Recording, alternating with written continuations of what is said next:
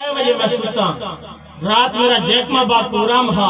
رات ہی میں کو ڈھائی تھی جن سنن دے ٹائم الحمدللہ سویرے نماز دے ٹائم اٹھا سفر کی تے اتھا پہنچا الحمدللہ اگے تے بھی توقع ہے کہ اگر ہون بولا تو 2 گھنٹے بول سکتا سبحان اللہ ادا ہی کرو جھکی آکھو سبحان اللہ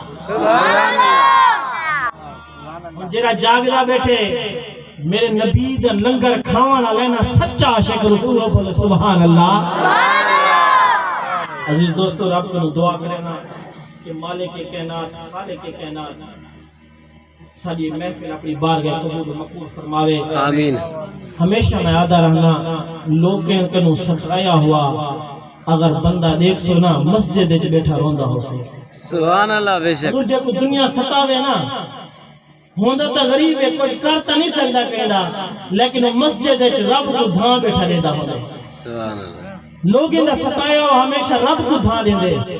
تیری میری کوئی نہیں سنانا لگا اگر اپنی عرض سناونی ہے نا ہوں رب دی ذات کو سنا جاندے سب دی سندا ہے سبحان اللہ وہ رب دے توقع کیتا کر جڑے ٹائم اے بھی میری تھمی جڑا دنیا دا ستایا ہوا ہوئے نا پہلی صف وچ حضور بیٹھا ہوندا سبحان اللہ اگے پیچھے تے نہیں ہوندا جڑا لگ دے نا موچڑے دنیا دے پیچھے عقل ٹھکانے ہم جس وقت سوچیندے ونجا رب دی بارگاہ رب کو تھا دیوا ہن ہاتھ کھڑا کرو